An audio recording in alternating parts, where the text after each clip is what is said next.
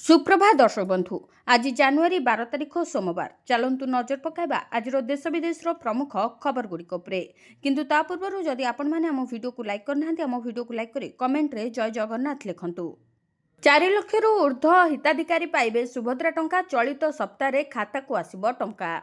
चलित सप्ताह मिलिब सुभद्रा टंका। 4,57,681 जन को खूब शीघ्र यही टंका देबे सरकार। नुआ भाव में जोड़ी होता 1,78,398 हिताधिकारी टंका मिल। विभिन्न कारण कटि जाइथिबा 24,018 जन हिताधिकारी एथर टंका पाइबे बोली घोषणा करिसेंती उपमुख्यमंत्री प्रभाती परिड़ा। सेपरी तृतीय किस्ती पाइथिले किंतु प्रथम द्वितीय किस्ती रे तांको नाम नथिला। सेभली 2,55,265 जन हिताधिकारी टंका मिल। चलित सप्ताह 250 कोटी अधिक टंका अकाउंट को जीवो बोली उपमुख्यमंत्री प्रभाती परिड़ा सूचना दैछंती। एही खबरटी प्रसारण हेबा परे सुभद्रा हिताधिकारी मनरे खुशीर लहरी खेली जाइछि। सरकारक बड़ घोषणा। कन्या विवाह पर साड़ी चूड़ी और पाउंजी सह मिलिब 51,000 टंका। कन्या विवाह योजना रे विवाह उपहार सामग्रीर जोगाण पर उत्कलिका और महिला और शिशु विकास विभाग मध्य बुझाणा पत्र स्वाक्षरित होइछि। एणिकी कन्या विवाह योजना रे कन्या को मिलिब एही सब जिनिस। एने सरकार बड़ घोषणा करछंती। मुख्यमंत्री कन्या विवाह योजना रे झियो मानकु साड़ी चूड़ी पाउंजी बिंदी भली व्यवहार सामग्री मिलिब। एसबू सामग्री उत्कलिका माध्यम हिताधिकारी जोगाई देवे सरकार। या द्वारा ओडिशार हस्तशिल्प और हस्तकला क्षेत्र को मध्य प्रोत्साहन मिलिबो बोली कुहाଯାଉଛି। उपमुख्यमंत्री प्रभाती परिड़ा उपस्थित रे एमओयू स्वाक्षरित होइथिला। तेबे मुख्यमंत्री कन्या विवाह योजना रे मोट 51,000 टंका सहायता राशि देवे सरकार। बाघर पंजीकरण हेबार 7 दिन पर हिताधिकारी अकाउंट को जीव 35,000 टंका। उपहार पर 10,000 और साजसज्जा 6,000 टंका देवे सरकार। पूर्वरु मुख्यमंत्री कन्या विवाह योजना गाइडलाइन आसीथिबा बेले बुझाणा पत्र स्वाक्षरित हो सारी। कर्मचारी खुशी खबर। 15,000 नुहे 30,000 हेब पीएफ लिमिट। घरोई क्षेत्र में काम करुवा कर्मचारी आसला खुशी खबर। एणिकी जो मैंने चाकरी करछन्ते एवं दरमा सेमानकर 15,000 रु टिके अधिक अछि सेमाने पीएफ बेनिफिट आउरी अधिक भल भाव में पाइबाकु जाउछन्ती। तेबे एबे संपूर्ण भाव में आपण पीएफ लिमिट रो लाभ उठाई पारिबे। वर्तमान आपणक चिंता दूर होई पारे कारण पीएफ सैलरी लिमिट वृद्धि करिवार दाबी शेष पर्यायर पहुंची। सुप्रीमकोर्टंकर एक सांप्रतिक निर्देशनामा गत 11 वर्ष धरी एही नियम परिवर्तन अपेक्षा करथिबा लक्ष लक्ष कर्मचारी को आश्वस्ति प्रदान करछि। सुप्रीमकोर्ट एक गंभीर प्रसंग में निष्पत्ति नेबा पई केंद्र सरकार एवं ईपीएफ को मात्र 4 मास समय दैछन्ती। तेबे श्रमिक संगठन गुड़िक कहिसेंती जे मुद्रास्फीति एवं वर्धित आय को दृष्टि रखी सर्वाधिक लोकों को लाभ देबा पई एही सीमा को अति कम रे 30,000 पर्यंत वृद्धि करबा उचित। आश्चर्यजनक भाव में पीएफ दरमा एणिकी वृद्धि कराजिबो बोली चर्चा जोर धरुछि। तेबे पीएफ दरमार शेष थर पई 2014 रे संशोधित होइथिला। घर किणुवा लोकंको मोदी सरकार बड़ उपहार। सस्ता कले होम लोन। प्रत्येक व्यक्ति निजस्व घर किणवाई स्वप्न देखते। जदि आपण निजर घर किणवा भावुंट तेबे यही खबर आपणों गुरुत्वपूर्ण। वर्धित मुद्रास्फीति जो घर निर्माण स्वप्न प्रायतः स्वप्न हो रही जाए। यह समाधान एवं मोदी सरकार बड़ निष्पत्ति नहीं। तेबे केंद्र सरकार आर्थिक दृष्टि दुर्बल वर्ग को सहायता करुछन्ति। केंद्र सरकार यह उद्देश्य प्रधानमंत्री आवास योजना 2.0 कार्यकारी करुछन्ति। एही सरकारी योजना अधीन योग्य व्यक्ति माने गृह ऋण उपर सुध रियायती पाती जहाँफल घर किणवा सहज होता है। प्रधानमंत्री आवास योजना 2.0 अधीन योग्य गृह ऋण ग्रहणकारी माने 25 लाख टंका पर्यंत ऋण उपर 1.8 लाख टंका पर्यंत सुध सब्सिडी पाइपारे। यह सब्सिडी एककालीन नुहे बरं 5टी वार्षिक किस्ती रे दिया जाए। यह राशि सीधासलख हिताधिकारी ऋण अकाउंट रे जमा कराए जहार ऋणर मूल परिमाण ह्रास करे एवं मासिक ईएमआई बोझ ह्रास करथाए। ए योजना विशेष भाव में किछि आय गोष्ठीर लोकों प्रस्तुत करा जायछि। आर्थिक दृष्टि दुर्बल वर्ग जो मानकर वार्षिक आय 3 लाख टंका पर्यंत, निम्न आय गोष्ठी जो मानकर वार्षिक आय 3 लाख रु 6 लाख टंका पर्यंत एवं मध्यम आय गोष्ठी जो मानकर वार्षिक आय 6 लाख रु 9 लाख टंका पर्यंत सेमानकु एही योजना पई योग्य करा जाए। तथापि आवेदनकारी को अन्यान्य शर्तावली मध्य पूरण करबाकू पड़िबो। राशन कार्ड हिताधिकारी पई सबठारु खुशी खबर। नुआ वर्ष भेटी देले मोहन सरकार। राशन कार्ड को नहीं बड़ घोषणा कैबिनेट बैठक में बड़ निष्पत्ति नहीं मोहन सरकार साधारण जनता आसी खुशी खबर राशन कार्ड पर योग्यता सीमा आय बढ़ाइले सरकार एने राज्य कैबिनेट रे नियाଯାଇଛି गुरुत्वपूर्ण निष्पत्ति मुख्यमंत्री मोहन माझी अध्यक्षतार बसिथिबा गुरुत्वपूर्ण कैबिनेट बैठक में बड़ निष्पत्ति नियाଯାଇଛି एणिकी ओडिशार ग्रामांचल रे परिवारर आय 15,000 टंका पर्यंत हेले राशन कार्ड पाइपारे पूर्वरु एही सीमा थिला 10,000 टंका जहाको साधारण जनता को बड़ आश्वस्ति देछि अधिक हिताधिकारी यह द्वारा उपकृत होई परिबे तेबे ग्रामांचल रे 15,000 टंका मासिक रोजगार करुथुवा व्यक्ति भी राशन कार्ड पाइपारे जदि सेमानकर पूर्वरु भी अच्छी सेमाने ताहले यह चालू रहिबो कटिबो नाही पूर्वरु मासिक आय 10,000 टंका अधिक रोजगार करुथुवा परिवार राशन कार्ड होई परिबो नाही बोली नियम थिला एबे किंतु एथिरे बड़ परिवर्तन करिसेंती राज्य सरकार राशन कार्ड पर ग्रामांचल रे मासिक रोजगार 15,000 टंका को वृद्धि पाइथिबा बेले सहरांचल रे सीमा को 15,000 टंका 20,000 टंका को वृद्धि करा जायछि राशन कार्ड पाइबा पई रोजगार सीमा को बढ़ाइबा नै राज्य कैबिनेट रे निष्पत्ति निया जायथिला या द्वारा और अनेक परिवार एही सुविधा हासिल करि परिबे साधारण बंटन नियमावली रे संशोधन को मंजूरी मिलिछि एणिकी प्रति 5 वर्ष रे थरे लेखाए दाखल हेबो ई केवाईसी अर्थात पूर्वरु ई केवाईसी पई जे समस्या देखा देउतला ताहा रहइबो नाही 67 वर्ष बयस क्राइम प्लान राजधानी लेडी गैंगस्टर वृद्धा गैंगस्टर अपराध शौक 67 वर्ष बयस करुला क्राइम प्लान लेडी गैंगस्टर को बांधिला राजधानी पुलिस दिल्ली एनसीआर क्राइम एमिति एक घटना सामना को आसी जहाँ जानिले आपण भी आश्चर्य होइछबे जने वृद्धांकर खतरनाक बुद्धि को नहीं आपण चिंता करिवे परिणत बयस अपराध प्री प्लान करुथिले एही महिला जहाँ जानिबा परे पूरा लेडी गैंगस्टर गैंग को गिरफ्त करिछि पुलिस अपराधी को अस्त्रशस्त्र जोगाउथिले 67 वर्षीय वृद्धा ना तांकर रामबीरी घर मीटर रे शनिवार दिन वृद्धा जनक अवैध अस्त्रशस्त्र चालन अभियोग रे गिरफ हेबा परे एबे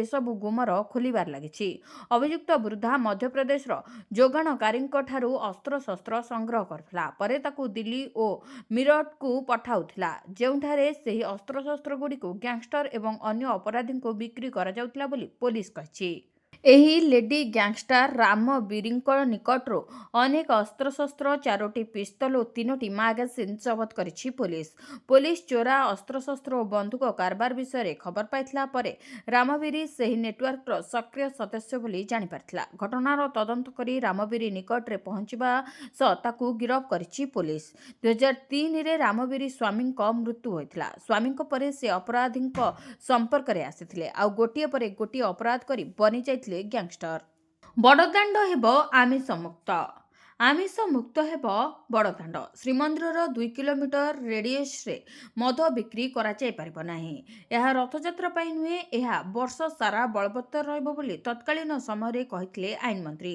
से घोषणा रे रहि जायछि एने बुद्धिजीवी सेवक और मठ महंत माने अभियोग करिसेंती आउ दाबी करिसेंती आध्यात्मिक शहर जगन्नाथ विराजमान होइतिबा श्रीक्षेत्र आमिष मुक्त हेउ सेपटे निर्देश आसिले सही अनुसार कार्य करा जिवो बोली कहिसेंती पौर संस्था अधिकारी सेतेबेले कुहा जायतिला जे श्रीमंदिर ठारू श्रीगुंडीचा मंदिर पूरा बड़दाण्ड रे जेते गुड़ाए होटेल बा फास्टफुड सेंटर रही सेठारे आमिष बिक्री होई परिबो नाही सेवरी श्रीमंदिर 2 किलोमीटर परिसर रे मद बिक्रीर एवं मद काउंटर की बार होई परिबो नाही किंतु बड़दाण्ड रे आमिष बिक्री देखिले एसबु कथा केवल धुआबाण परी लागुछि पुरीर ओडिशा युव चेतना संगठन निर्माल्य मिशन ओडिशा निशा निवारण अभियान भली अनेक अनुष्ठान अबकारी मंत्री ठारू आरंभ करी मुख्यमंत्री निकट रे आमिष मुक्त बड़दाण्ड और मदमुक्त पुरी दाबी करथिले याकु नै आईन मंत्री प्रतिश्रुति देथिले मध्य आज भी बड़दाण्ड रे गुंडीचा मंदिर निकट रे आमिष दुकान रहिछि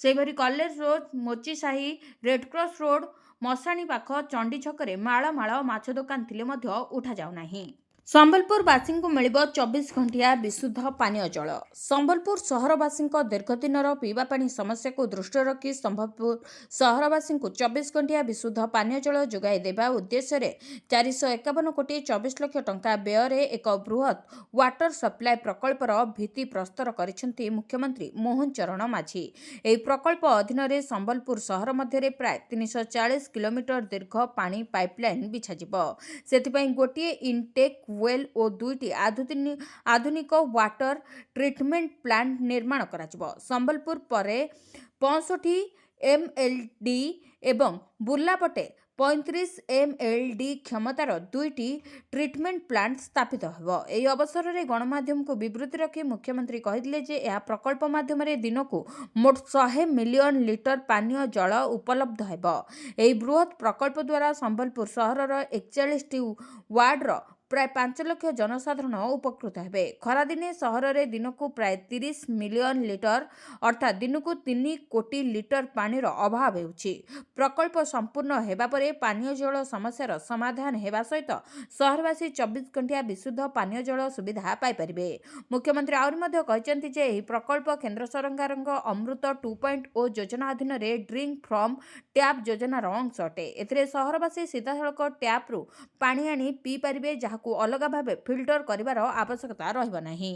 କାହିଁକି କର୍ମଚାରୀଙ୍କର ବଢ଼ିଲାନି ସ୍ୟାଲେରି ଓଟିଏ? 2026 ଜାନୁଆରୀ 1ରୁ ଅଷ୍ଟମ ବେତନ କମିଶନ କାର୍ଯ୍ୟକାରୀ ହେବା ନେଇ ଆଲୋଚନା ମଧ୍ୟରେ କେନ୍ଦ୍ରୀୟ କର୍ମଚାରୀମାନେ ଏକ ବଡ଼ ଧରଣର ଦରମା ସଂଶୋଧନ ଆଶା କରୁଥିଲେ।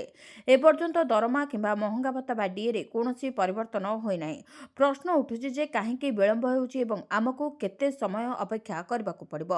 ଅଷ୍ଟମ ବେତନ କମିଶନ ପାଇଁ ଅପେକ୍ଷା କାହିଁକି ଏତେ ଲମ୍ବା ହେଉଛି? ଜାନୁଆରୀ 1ରୁ କର୍ମଚାରୀଙ୍କ ଦରମା ଏବଂ ଡିଏ କାହିଁକି ବୃଦ୍ଧି ପାଇଲା ନାହିଁ? ତେବେ 2016ରେ ଲାଗୁ ହୋଇଥିବା ସପ୍ତମ ବେତନ କମିଶନ ଡିସେମ୍ବର 2025ରେ ଶେଷରେ 10 ବର୍ଷ ପୂରଣ କରିବା। ମାତ୍ର ଆକଳନ କରାଯାଇଥିଲା ଯେ ଜାନୁଆରୀ 26ରୁ ଦରମା ସଂଶୋଧିତ ହେବ ଏବଂ ଦରମା ବୃଦ୍ଧି ପାଇବ। କିନ୍ତୁ ଏବେ ସରକାର ଏକ ଅପଡେଟ୍ ଦେଇଛନ୍ତି ଯେ ପର୍ଯ୍ୟନ୍ତ ବେତନ କମିଶନ ସରକାରଙ୍କୁ ସୁପାରିଶ ଦାଖଲ କରି ସେଗୁଡ଼ିକୁ ଅନୁମୋଦନ କରିନାହିଁ, ସେ ପର୍ଯ୍ୟନ୍ତ ନୂଆ ଦରମା ସ୍କେଲ ଲାଗୁ କରାଯାଇପାରିବ ନାହିଁ। ନୂଆ ଦରମା ସ୍କେଲ ପରେ ଲାଗୁ ହୋଇପାରେ, କିନ୍ତୁ ବକେୟା ଦରମା ଜାନୁଆରୀ 1, 2026ରୁ ଗଣନା କରାଯିବ। ତେବେ ଅଷ୍ଟମ କେନ୍ଦ୍ରୀୟ ବେତନ କମିଶନର ସୁପାରିଶ ଏପର୍ଯ୍ୟନ୍ତ ଚୂଡ଼ାନ୍ତ ହୋଇନାହିଁ। ରିପୋର୍ଟ ଉପସ୍ଥାପନ ଏବଂ ଅନୁମୋଦନ ପରେ ନୂଆ ବେତନ ସ୍କେଲ କାର୍ଯ୍ୟକାରୀ ହେବ। ତେଣୁ 2026 ଜାନୁଆରୀ 1 ପରଠାରୁ କୌଣସି ସ୍ୱୟଂଚାଳିତ ବୃଦ୍ଧି କାର୍ଯ୍ୟକାରୀ ହୋଇନାହିଁ। ସରକାରୀ ନିୟମ ଅନୁଯାୟୀ ପ୍ରତି 10 ବର୍ଷରେ ଏକ ନୂଆ ବେତନ କମିଶନ କାର୍ଯ୍ୟକାରୀ ହୁଏ। ସରକାର ସ୍ପଷ୍ଟ କରିଛନ୍ତି ଯେ ପର୍ଯ୍ୟନ୍ତ ବେତନ କମିଶନ ସରକାରଙ୍କ ନିକଟରେ ତାଙ୍କର ସୁପାରିଶ ଦାଖଲ କରି ସେଗୁଡ଼ିକୁ ଅନୁମୋଦନ କରିନାହିଁ, ସେ ପର୍ଯ୍ୟନ୍ତ ନୂଆ ବେତନ ସ୍କେଲ କାର୍ଯ୍ୟକାରୀ ହୋଇପାରିବ ନାହିଁ। 7 ଦିନରେ ସାର୍ଟିଫିକେଟ୍ କରିଥିଲେ 10,000 ଛାଡ଼, ଟୋଲଗେଟ୍ରେ 10,000 ଜରିମାନା ବିବାଦ। ପ୍ରଦୂଷଣ ସାର୍ଟିଫିକେଟ୍ ନଥିଲେ ଗାଡ଼ି ଉପରେ ସିଧାସଳଖ 10,000 ଜରିମାନା। ଗୋଟେ ଟୋଲଗେଟ୍ ଦେଇ ଜଣେ ବ୍ୟକ୍ତି ଯେତେଥର ଗାଡ଼ି ନେଇ ଯିବେ ସେତେଥର ଗାଡ଼ି ଉପରେ 10,000 ଲେଖାଏଁ ଜରିମାନା କରାଯାଉଥିଲା। ପରିବହନ ବିଭାଗର ଏଭଳି ନିଷ୍ପତ୍ତି ବିରୁଦ୍ଧରେ ସାଧାରଣ ଲୋକେ ତାତିଥିଲେ। ଚାରିଆଡ଼ୁ ପ୍ରତିବାଦର ସ୍ୱର ଉଠିବା ପରେ ଏବେ ପରିବହନ ବିଭାଗ ପକାଇଥିବା ଛେପକୁ ପୁଣି ଢୋକିବା ଆରମ୍ଭ କରିଛି। ଯେଉଁସବୁ ଗାଡ଼ି ଉପରେ ପ୍ରଦୂଷଣ ସାର୍ଟିଫିକେଟ୍ ନଥିବା ଦର୍ଶାଇ 10,000 ଟଙ୍କା ଜରିମାନା କରାଯାଇଥିଲା, ସେସବୁ ଗାଡ଼ି ଭିତରୁ ଯେଉଁମାନେ ଚାଲାଣ କାଟାଯିବାର 7 ଦିନ ମଧ୍ୟରେ ପ୍ରଦୂଷଣ ସାର୍ଟିଫିକେଟ୍ ବାହାର କରିଛନ୍ତି, ତା ଉପରୁ ଜରିମାନା ଛାଡ଼ କରାଯିବ ବୋଲି ରାଜ୍ୟ ପରିବହନ ପ୍ରାଧିକରଣ ବା STA ପକ୍ଷରୁ ନିଷ୍ପତ୍ତି ନିଆଯାଇଛି। ପରିବହନ ବିଭାଗ ତଥା STAର ଏଭଳି ନିଷ୍ପତ୍ତି ଫଳରେ ସାଧାରଣ ଲୋକଙ୍କୁ ବଡ଼ ଆଶ୍ୱସ୍ତି ମିଳିଛି। ଗତ କିଛି ମାସ ଧରି ବିଭିନ୍ନ ଟୋଲଗେଟ୍ରେ ପ୍ରଦୂଷଣ ସାର୍ଟିଫିକେଟ୍ କରୁ ନଥିବା ଗାଡ଼ିଗୁଡ଼ିକ ଯିବାବେଳେ ସେମାନଙ୍କ ଗାଡ଼ି ନମ୍ବରରୁ ଫଟୋ ଉଠାଇ ଚାଲାଣ କଟାଯିବାକୁ ପରିବହନ ବିଭାଗ ପକ୍ଷରୁ ନିର୍ଦ୍ଦେଶ ଜାରି କରାଯାଇଥିଲା। କେହି କିଛି ବୁଝିବା ପୂର୍ବରୁ ଲୋକଙ୍କ ମୋବାଇଲକୁ ସିଧାସଳଖ 10,000 ଟଙ୍କାର ଚାଲାଣ ଆସିଯାଉଥିଲା। ସମଗ୍ର ରାଜ୍ୟରେ ବହୁ ସଂଖ୍ୟାରେ ଗାଡ଼ି ମାଲିକଙ୍କ ନାଁରେ ଏଭଳି ଚାଲାଣ କଟିଥିଲା। ନିୟମ ଅନୁଯାୟୀ ପ୍ରଦୂଷଣ ସାର୍ଟିଫିକେଟ୍ ନଥିଲେ ଜଣକ ଗାଡ଼ି ଉପରେ ପ୍ରଥମରୁ ଚାଲାଣ କଟାଯାଇ ପାରିବ ନାହିଁ। ପ୍ରଥମେ 7 ଦିନର ନୋଟିସ୍ ଦିଆଯିବ, ପରେ ଯଦି ଉକ୍ତ ଗାଡ଼ି ପକ୍ଷରୁ ଏହି ସାର୍ଟିଫିକେଟ୍ କରା ନଯାଏ ଏହାପରେ ଯାଇ ଚାଲାଣ କଟାଯାଇପାରିବ। ଦ୍ୱିତୀୟରେ ପ୍ରଦୂଷଣ କରୁଥିବା ଗାଡ଼ି ଉପରେ 10,000 ପର୍ଯ୍ୟନ୍ତ ଚାଲାଣ କଟାଯିବାର ନିୟମ ରହିଛି, କିନ୍ତୁ ଏଠି ସିଧାସଳଖ ପ୍ରତି ଗାଡ଼ି ଉପରେ 10,000 ଟଙ୍କାର ଜରିମାନା କଟାଯାଉଥିଲା। ଏ ସଂକ୍ରାନ୍ତରେ ହାଇକୋର୍ଟରେ ମାମଲା ମଧ୍ୟ ରୁଜୁ ହୋଇଥିଲା। ଚାରିଆଡ଼ୁ ପ୍ରତିକ୍ରିୟା ଆସିବାରୁ STA ପକ୍ଷରୁ ପୂର୍ବ ନିଷ୍ପତ୍ତିକୁ ପରିବର୍ତ୍ତନ କରାଯାଇଛି।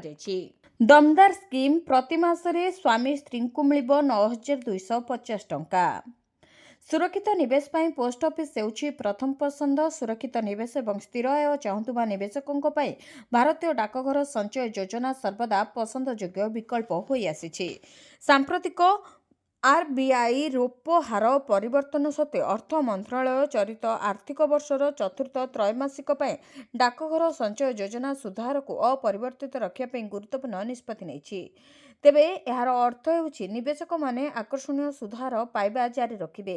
ଏହି ଯୋଜନାଗୁଡ଼ିକ ମଧ୍ୟରୁ ସବୁଠାରୁ ଲୋକପ୍ରିୟ ହେଉଛି ପୋଷ୍ଟ ଅଫିସ୍ ମାସିକ ଆୟ ଯୋଜନା ବା MIS। ଯଦି ଆପଣ ଏକକାଳୀନ ଜମା କରି ଏକ ସ୍ଥିର ମାସିକ ଆୟ ସୁନିଶ୍ଚିତ କରିବାକୁ ଚାହୁଁଛନ୍ତି, ତେବେ ଏହି ଯୋଜନା ଆପଣଙ୍କ ପାଇଁ ଉତ୍କୃଷ୍ଟ ପେନ୍ସନ୍ ବିକଳ୍ପ ହୋଇପାରେ। ତେବେ ବର୍ତ୍ତମାନ ପୋଷ୍ଟ ଅଫିସ୍ ମାସିକ ଆୟ ଯୋଜନାରେ ବାର୍ଷିକ 7.4% ସୁଧହାର ପ୍ରଦାନ କରାଯାଉଛି। ଏହି ଯୋଜନାର ମୁଖ୍ୟ ସୁବିଧା ହେଉଛି ଯେ ଆପଣଙ୍କର ମୂଳଧନ ସମ୍ପୂର୍ଣ୍ଣ ସୁରକ୍ଷିତ ଏବଂ ଆପଣ ପ୍ରତି ମାସରେ ଏକ ସ୍ଥିର ପରିମାଣର ସୁଧ ପାଆନ୍ତି। ଏହି ଯୋଜନା ସେମାନଙ୍କ ପାଇଁ ଆଦର୍ଶ ଯେଉଁମାନେ ଅବସରପ୍ରାପ୍ତ କିମ୍ବା ଏକାଧିକ ପରିମାଣର ଏକକାଳୀନ ଟଙ୍କା ରଖିଛନ୍ତି ଏବଂ ଏହାକୁ ବିପଦମୁକ୍ତ କରିବାକୁ ଚାହୁଁଛନ୍ତି। ତେବେ ଏହି ପୋଷ୍ଟ ଅଫିସ୍ ଯୋଜନାରେ ସ୍ପଷ୍ଟ ନିବେଶ ସୀମା ଅଛି। ଆପଣ ଦୁଇଟି ଉପାୟରେ ଏକ ଆକାଉଣ୍ଟ ଖୋଲିପାରିବେ। ଏକକ ଆକାଉଣ୍ଟ ଆପଣ ସର୍ବାଧିକ 9 ଲକ୍ଷ ଟଙ୍କା ଜମା କରିପାରିବେ। ଜଏଣ୍ଟ ଆକାଉଣ୍ଟ ଆପଣ ସର୍ବାଧିକ 15 ଲକ୍ଷ ଟଙ୍କା ନିବେଶ କରିପାରିବେ। ଏକ ଜଏଣ୍ଟ ଆକାଉଣ୍ଟ 3 ଜଣ ପର୍ଯ୍ୟନ୍ତ ଲୋକଙ୍କ ସହିତ ଖୋଲାଯାଇପାରିବ। ତେବେ ଯଦି ଆପଣ ଆପଣଙ୍କ ସ୍ତ୍ରୀ, ମା କିମ୍ବା ବାପାଙ୍କ ସହିତ ଏହି ଯୋଜନାରେ ସର୍ବାଧିକ 15 ଲକ୍ଷ ନିବେଶ କରନ୍ତି, ତେବେ ଆପଣଙ୍କର ବାର୍ଷିକ 7.4% ହାରରେ ମୋଟ ବାର୍ଷିକ ସୁଧ 1,11,000 ହେବ। ଯେତେବେଳେ ଏହି ରାଶିକୁ 12 ମାସ ମଧ୍ୟରେ ବିଭକ୍ତ କରାଯାଏ, ସେତେବେଳେ ଆପଣ ପ୍ରତି ମାସରେ 9,250 ଟଙ୍କାର ଏକ ସ୍ଥିର ସୁଧ ପାଇବେ। 5 ବର୍ଷର ପରିପକ୍ୱତା ଅବଧିରେ ଆପଣ କେବଳ ସୁଧ ଆକାରରେ ମୋଟ 5.55 ଲକ୍ଷ ଟଙ୍କା ରୋଜଗାର କରିପାରିବେ। ମହାନଦୀର ତଣ୍ଟି ଚିପି ଦେଇଛି ପଡ଼ୋଶୀ ରାଜ୍ୟ। ଓଡ଼ିଶା ଛୁଇଁବା ପୂର୍ବରୁ ମରିଯାଉଛି ମହାନଦୀ। ମହାନଦୀ ବିବାଦର ସମାଧାନ କେବେ ହେବ? ମରିଯିବନି ତ ମହାନଦୀ? ଛତିଶଗଡ଼ ଓଡ଼ିଶାର କଥା ଶୁଣିବ ତ? ଟ୍ରିପଲ୍ ଇଞ୍ଜିନ୍ ସରକାରରେ କାହିଁକି ବିଳମ୍ବିତ ହେଉଛି ମହାନଦୀ ବିବାଦର ସମାଧାନ? ଏହିଭଳି ପ୍ରଶ୍ନକୁ ନେଇ ଓଡ଼ିଶା ଧନ୍ଦି ହେଉଥିବା ବେଳେ ଛତିଶଗଡ଼ ମନମାନି ପୁଣି ସାମ୍ନାକୁ ଆସିଛି। ମହାନଦୀକୁ ମାରିବାକୁ ଛତିଶଗଡ଼ର ଚକ୍ରାନ୍ତକୁ ନେଇ ଏବେ ରିପୋର୍ଟ ସାମ୍ନାକୁ ଆସିଛି। ଗୋଟିଏ ପଟେ ଅକାତକାତ ପାଣି, ଅନ୍ୟପଟେ ବିସ୍ତୀର୍ଣ୍ଣ ଶୁଖିଲା ବାଲି। ସେହି ସ୍ଥାନରୁ ହିଁ ଛତିଶଗଡ଼ ସୀମା ଡେଇଁ ଓଡ଼ିଶାକୁ ପ୍ରବେଶ କରିଛି ଜୀବନଧାରା ମହାନଦୀ। ହେଲେ ଓଡ଼ିଶାକୁ ପଶୁ ପଶୁ କଲମାରେ ଯେପରି ମହାନଦୀ ମରି ମରି ଯାଉଛି। ଓଡ଼ିଶାର ବଡ଼ ନଦୀ ଏବେ ମରୁଭୂମିର ଭ୍ରମ ସୃଷ୍ଟି କରୁଛି। ବାରମ୍ବାର ଖବର ପ୍ରସାରଣ ପରେ ମଧ୍ୟ ଅମାନିଆ ଛତିଶଗଡ଼ ମହାନଦୀରୁ ଓଡ଼ିଶାରୁ ପାଣି ନେବାକୁ ଯେପରି ପଣ କରିଛି। ବଳକା ପାଣିକୁ ବାଲିବନ୍ଧ ଦ୍ୱାରା ଅଟକାଇ ମହାନଦୀର ତଣ୍ଟି ଚିପି ଦେଇଛି ଛତିଶଗଡ଼। ଚୁପ୍ ବସିଛନ୍ତି ଓଡ଼ିଶା ସରକାର। କିନ୍ତୁ କଲମା ବ୍ୟାରେଜ ଓ ଆଖପାଖ ଅଞ୍ଚଳ ବରିଷ୍ଠ ନେତା ବିଜୟ ମହାପାତ୍ର ବୁଲି ଦେଖିଛନ୍ତି। 1.5 ବର୍ଷର ସରକାରକୁ ଟାର୍ଗେଟ କରି ବିବାଦର ସମାଧାନ ନହେଲେ ବଡ଼ ଧରଣର କ୍ଷତି ଓଡ଼ିଶା ସହିବ ବୋଲି ବିଜୟ କହିଛନ୍ତି। ମହାନଦୀ ବିବାଦର ସମାଧାନ ପାଇଁ ଗଠିତ ଟ୍ରିବ୍ୟୁନାଲକୁ 7 ବର୍ଷ ପୂରିବାକୁ ଯାଉଛି। ଅପେକ୍ଷା ବୁଝାମଣାରେ ସମାଧାନର ସୂତ୍ର ଓଡ଼ିଶା ଖୋଜୁଥିବା ବେଳେ ସଙ୍କଟ ଏବେ ଉତ୍କଟ ହୋଇଛି। ଛତିଶଗଡ଼ ବାଲିବନ୍ଧ ନିର୍ମାଣ କରୁଥିଲେ ମଧ୍ୟ ଓଡ଼ିଶା ସରକାର ଚୁପ୍ ବସିଛନ୍ତି। ଏହା କ'ଣ ଆପୋଷ ସମାଧାନର ସଂକେତ କି? ଜାନୁଆରୀରୁ ମହାନଦୀର ଅବସ୍ଥା ଯଦି ଏମିତି, ମେ ମାସରେ ସ୍ଥିତି କ'ଣ ହେବ ବୋଲି ପ୍ରଶ୍ନ କରିଛି ମହାନଦୀ ବଞ୍ଚାଅ ସମିତି। ଅନ୍ୟପଟେ ମହାନଦୀକୁ ନେଇ ଟ୍ରିପଲ୍ ଇଞ୍ଜିନ୍ ସରକାର ଉପରେ ବର୍ଷିଛନ୍ତି ବିରୋଧୀ। ଛତିଶଗଡ଼ ମନମାନି ବିରୋଧୀଙ୍କ ପ୍ରଶ୍ନବାଣ ଭିତରେ ମହାନଦୀ ବିବାଦର ସମାଧାନ ପାଇଁ ସରକାରଙ୍କ ଆଗାମୀ ପଦକ୍ଷେପ କ'ଣ ରହିବ, ତାହା ଉପରେ ରହିଛି ରାଜ୍ୟର ପୂରା ନଜର। 78 ମାମଲାରେ ଦୋଷୀ ଦୁର୍ଦ୍ଦାନ୍ତ ଅପରାଧୀ ଗିରଫ। କମିଶନରେଟ୍ ପୋଲିସକୁ ମିଳିଲା ବଡ଼ ସଫଳତା। ପୂର୍ବରୁ 78ଟି ମାମଲାରେ ଜଡ଼ିତ ଦୁର୍ଦ୍ଦାନ୍ତ ଅପରାଧୀ ଗିରଫ ହୋଇଛି। ଭୁବନେଶ୍ୱରରୁ ଦୁର୍ଦ୍ଦାନ୍ତ ଅପରାଧୀ ନିରଞ୍ଜନ ସ୍ୱାଇଁ ବା ନଣ୍ଡା ଗିରଫ ହୋଇଛି। ନଣ୍ଡାକୁ ଧଉଳି ଥାନା ପୋଲିସ ଗିରଫ କରିଛି। ନଣ୍ଡା ନାଁରେ ପୂର୍ବରୁ କମିଶନରେଟ୍ ପୋଲିସର ବିଭିନ୍ନ ଥାନାରେ 78ଟି ମାମଲା ରହିଛି। ଧଉଳି ଥାନା ଅଞ୍ଚଳରେ ଏକ ଘରୁ ଲୁଟ୍ ଘଟଣାରେ ତାକୁ ଗିରଫ କରାଯାଇଛି। ତେବେ ରାତି ଅଧରେ ଲୁହା ଛଡ଼ରେ ଗ୍ରିଲ୍ ତାଡ଼ି ଘରେ ପଶି ରୂପା ଚେନ୍ ଓ ମୁଦ୍ରା ଲୁଟିଥିଲା ନଣ୍ଡା। ଗିରଫ ପରେ ଚୋରି ଘଟଣାରେ ବ୍ୟବହୃତ ଅଟୋ, ଲୁହା ଛଡ଼, ରୂପା ଚେନ୍ ଓ 28 ଗ୍ରାମ ରୂପା ମୁଦ୍ରା ଜବତ କରିଛି ଧଉଳି ଥାନା ପୋଲିସ। ତେବେ ନଣ୍ଡା ନାଁରେ ପୂର୍ବରୁ କ୍ୟାପିଟାଲ, ବାଲିଅନ୍ତା, ବାଲିପାଟଣା ଓ ମହିଳା ଥାନାରେ ଗୋଟିଏ ଲେଖାଏଁ, ଏୟାରଲିଫ୍ଟ, ଇନ୍ଫୋସିଟି ଓ ଖଣ୍ଡଗିରି ଥାନାରେ 2ଟି ଲେଖାଏଁ, ବଡ଼ଗଡ଼ ଥାନାରେ 3ଟି, ଲିଙ୍ଗରାଜ ଥାନାରେ 4ଟି, ମଞ୍ଚେଶ୍ୱର ଥାନାରେ 5ଟି, ଶହୀଦନଗର ଓ ତମାଣ୍ଡ ଥାନାରେ 7ଟି ଲେଖାଏଁ, ଚନ୍ଦ୍ରଶେଖରପୁର ଓ ଧଉଳି ଥାନାରେ 10ଟି ଲେଖାଏଁ ଏବଂ ଖଣ୍ଡଗିରି ଓ ଲକ୍ଷ୍ମୀସାଗର ଥାନାରେ 11ଟି ଲେଖାଏଁ ମାମଲା ରହିଛି। ବାହା ହେଉ ହେଉ ଦମ୍ପତିଙ୍କୁ ମିଳିବ 2.5 ଲକ୍ଷ ଟଙ୍କା। ପ୍ରତିବର୍ଷ ସାରା ଦେଶରେ ଲକ୍ଷ ଲକ୍ଷ ବିବାହ ଅନୁଷ୍ଠିତ ହେଉଛି। ଏହି ବିବାହ ପାଇଁ ଅତ୍ୟଧିକ ଟଙ୍କା ମଧ୍ୟ ଖର୍ଚ୍ଚ ହେଉଛି। ଏକ ସାଧାରଣ ବିବାହ ପାଇଁ ଅତି କମ୍ରେ 10ରୁ 15 ଲକ୍ଷ ଟଙ୍କା ଖର୍ଚ୍ଚ ହୁଏ।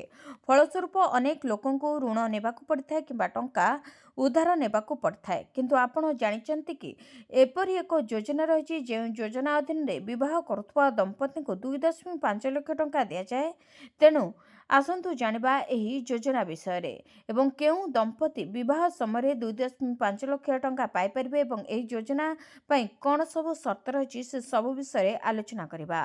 ଏହି 2.5 ଲକ୍ଷ ଟଙ୍କାର ଯୋଜନାକୁ ଡକ୍ଟର ଆମ୍ବେଦକର ଇଣ୍ଟରକାଷ୍ଟ ମ୍ୟାରେଜ ମାଧ୍ୟମରେ ସାମାଜିକ ସମନ୍ୱୟ ଯୋଜନା କୁହାଯାଏ। ଏହା ଡକ୍ଟର ଆମ୍ବେଦକର ଫାଉଣ୍ଡେସନ ଦ୍ୱାରା ପରିଚାଳିତ। ଏହି ଯୋଜନା ଅନୁଯାୟୀ କୌଣସି ଯୁବକ ଯୁବତୀ ଦଳିତ ସମ୍ପ୍ରଦାୟର ନ ହୋଇ ଯଦି ଦଳିତ ସମ୍ପ୍ରଦାୟରେ କାହାକୁ ବିବାହ କରନ୍ତି ତେବେ ସେ ଦମ୍ପତିଙ୍କୁ 2.5 ଲକ୍ଷ ଟଙ୍କାର ଆର୍ଥିକ ସହାୟତା ମିଳିଥାଏ। ଏହି ଯୋଜନା 2013 ମସିହାରେ କଂଗ୍ରେସ ସରକାର ସମୟରେ ଆରମ୍ଭ ହୋଇଥିଲା। ଏହି ଯୋଜନାର ଲାଭ ପାଇବା ପାଇଁ ଜଣେ ସାଥୀ ଦଳିତ ସମ୍ପ୍ରଦାୟର ହୋଇଥିବା ଆବଶ୍ୟକ। ଏଥିସହିତ ବିବାହ ହିନ୍ଦୁ ବିବାହ ଆଇନ 1955 ଅନୁଯାୟୀ ପଞ୍ଜୀକୃତ ହେବା ଆବଶ୍ୟକ। ଏହା ବ୍ୟତୀତ ଏହି ସହାୟତା ରାଶି କେବଳ ପ୍ରଥମ ବିବାହ ପାଇଁ ଉପଲବ୍ଧ। ଯଦି କୌଣସି ରାଜ୍ୟ କିମ୍ବା କେନ୍ଦ୍ର ସରକାରଙ୍କଠାରୁ ଆର୍ଥିକ ସହାୟତା ପୂର୍ବରୁ ମିଳିସାରିଛି ତେବେ ଏହି ପରିମାଣ 2.5 ଲକ୍ଷରୁ ହ୍ରାସ ପାଇଥାଏ। ଏହି ଯୋଜନା ଅଧୀନରେ ପ୍ରାପ୍ତ 2.5 ଲକ୍ଷ ଟଙ୍କା ମଧ୍ୟରୁ 1.5 ଲକ୍ଷ ଟଙ୍କା NEFT ମାଧ୍ୟମରେ ଦମ୍ପତିଙ୍କ ମିଳିତ ଆକାଉଣ୍ଟକୁ ସ୍ଥାନାନ୍ତରିତ ହୋଇଥାଏ। ବାକି 1 ଲକ୍ଷ ଟଙ୍କା 3 ବର୍ଷ ପାଇଁ FDରେ ଜମା କରାଯାଏ। ଯଦି ଆପଣଙ୍କର ଅନ୍ତର୍ଜାତୀୟ ବିବାହ ଅଛି ତେବେ ଆପଣ ମଧ୍ୟ ଏହି ଯୋଜନା ପାଇଁ ଆବେଦନ କରିପାରିବେ। ଆବେଦନକାରୀମାନଙ୍କୁ ସେମାନଙ୍କର ସାଂସଦ କିମ୍ବା ବିଧାୟକ ସୁପାରିଶ ସହିତ ଡକ୍ଟର ଆମ୍ବେଦକର ଫାଉଣ୍ଡେସନରେ ସେମାନଙ୍କର ଆବେଦନ ଦାଖଲ କରିବାକୁ ପଡ଼ିବ। ଆଗ୍ରହୀ ଆବେଦନକାରୀମାନେ ଜିଲ୍ଲା ପ୍ରଶାସନ କିମ୍ବା ରାଜ୍ୟ ସରକାରଙ୍କ ମାଧ୍ୟମରେ ସେମାନଙ୍କର ଆବେଦନ ଦାଖଲ କରିପାରିବେ। ଆପଣ ଏହି ଯୋଜନା ବିଷୟରେ ସମସ୍ତ ବିବରଣୀ ambedkarfoundation.nic.inରେ ମଧ୍ୟ ପାଇପାରିବେ। 15 ତାରିଖରେ ବରଗଡ଼ ବନ୍ଦ ଡାକରା। ଜାନୁଆରୀ 15 ତାରିଖରେ ବରଗଡ଼ ବନ୍ଦ ଡାକରା ଦିଆଯାଇଛି। ବରଗଡ଼ ଜିଲ୍ଲାରୁ ରୋହିଙ୍ଗ୍ୟା ଅନୁପ୍ରବେଶକାରୀଙ୍କୁ ହଟାଇବା ଏବଂ ଅପରାଧ ନିୟନ୍ତ୍ରଣ ଦାବି ନେଇ ବଜରଙ୍ଗ ଦଳ ଆସନ୍ତା 15 ତାରିଖରେ ବରଗଡ଼ ଜିଲ୍ଲା 12 ଘଣ୍ଟିଆ ବନ୍ଦ ଡାକରା ଦେଇଛି। ସକାଳ 6ଟାରୁ ସନ୍ଧ୍ୟା 6ଟା ପର୍ଯ୍ୟନ୍ତ ଜରୁରୀକାଳୀନ ସେବା ବ୍ୟତୀତ ସମସ୍ତ ସରକାରୀ ବେସରକାରୀ ଦପ୍ତର ସ୍କୁଲ କଲେଜ ଗାଡ଼ି ମୋଟର ବନ୍ଦ ରହିବ। ଏନେଇ ବଜରଙ୍ଗ ଦଳର ବରଗଡ଼ ଜିଲ୍ଲା ସଂଯୋଜକ ସଞ୍ଜୀବ କୁମାର ମେହେର ସୂଚନା ଦେଇଛନ୍ତି। ଏହି ପରିପ୍ରେକ୍ଷୀରେ ବରଗଡ଼ ଅଗ୍ରଗାମୀ ଯୁବକ ସଂଘ ପରିସରରେ ବୈଠକ ହୋଇଥିଲା। ବଜରଙ୍ଗ ଦଳର ଆହ୍ୱାନକ୍ରମେ ଅନୁଷ୍ଠିତ ଏହି ବୈଠକରେ ବିଶ୍ୱ ହିନ୍ଦୁ ପରିଷଦ ସମେତ ବିଭିନ୍ନ ଅନୁଷ୍ଠାନର ପ୍ରତିନିଧିମାନେ ଉପସ୍ଥିତ ଥିଲେ। ଜିଲ୍ଲାରେ ଅନୁପ୍ରବେଶକାରୀଙ୍କ ସଂଖ୍ୟା ବଢ଼ିବା ସହିତ ନିଶା କାରବାର ଅପରାଧ ବୃଦ୍ଧି ଚିନ୍ତାଜନକ ହୋଇପଡ଼ିଛି ବୋଲି ବୈଠକରେ ସମସ୍ତେ ଉଦ୍ବେଗ ପ୍ରକାଶ କରିଥିଲେ ଏବଂ ଏହାର ପ୍ରତିବାଦରେ ଆସନ୍ତା 15 ତାରିଖରେ ବରଗଡ଼ ଜିଲ୍ଲାରେ 12 ଘଣ୍ଟିଆ ବନ୍ଦ ପାଳନ ପାଇଁ ନିଷ୍ପତ୍ତି ନିଆଯାଇଛି। ଏଣିକି PM କିଷାନ ଯୋଜନାରେ ଚାଷୀଙ୍କୁ ବାର୍ଷିକ 6,000 ନୁହେଁ ମିଳିବ 1,000 ଟଙ୍କା। ଚାଷୀଙ୍କ ପାଇଁ ବଡ଼ ଖବର।